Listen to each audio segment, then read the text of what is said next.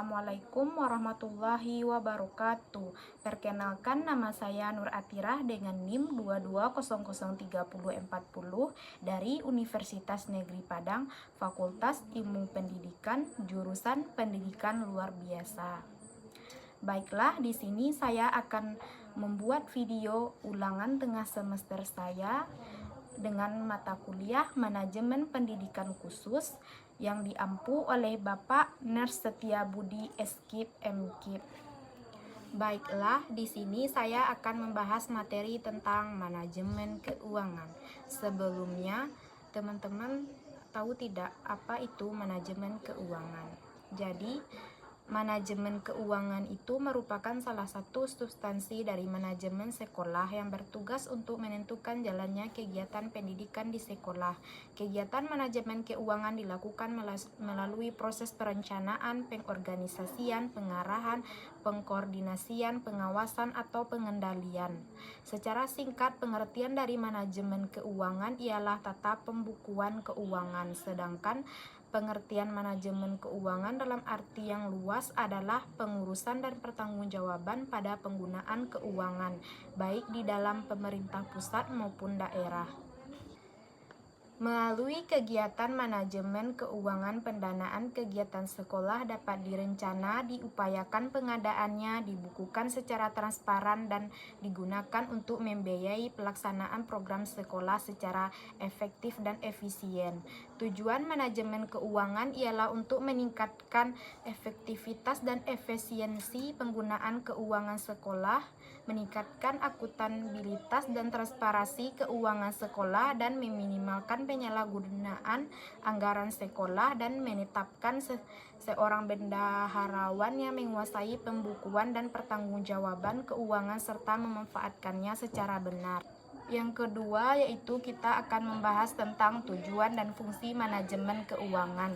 Apabila nilai perusahaan semakin meningkat, maka semakin tinggi pula nilai perusahaan tersebut.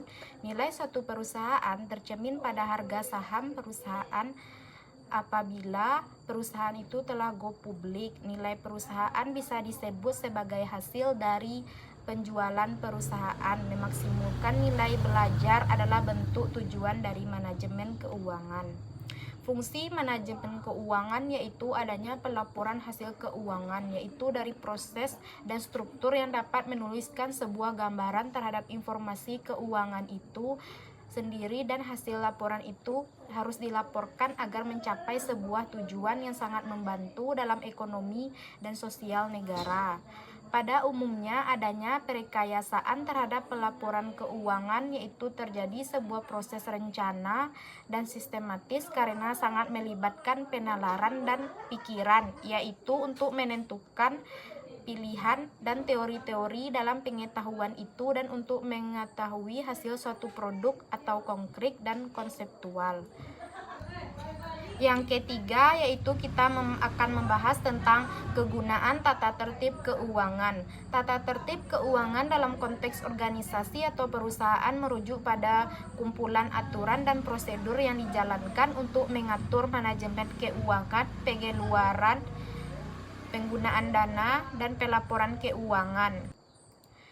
Kegunaan tata tertib keuangan yaitu yang pertama pengendalian pengeluaran, yang kedua pencegahan penyalahgunaan dana, yang ketiga transparansi dan akuntabilitas, yang keempat kepatuhan terhadap regulasi, yang kelima efisiensi operasional.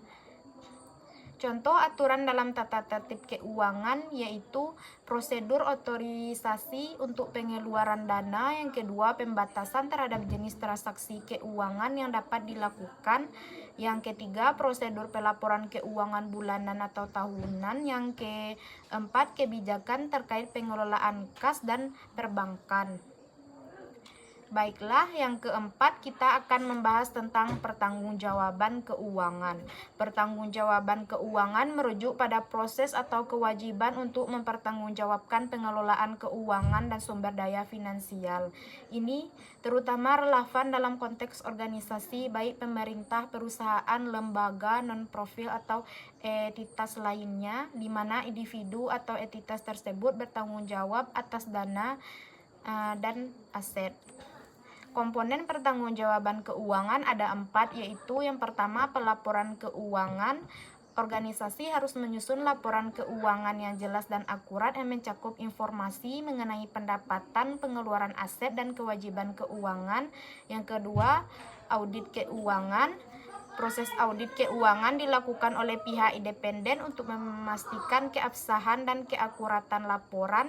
Yang ketiga yaitu kepatuhan terhadap peraturan dan kebijakan. Pertanggungjawaban keuangan juga mencakup memastikan bahwa pengelolaan keuangan sesuai dengan peraturan dan kebijakan yang berlaku. Yang keempat, pengendalian inter.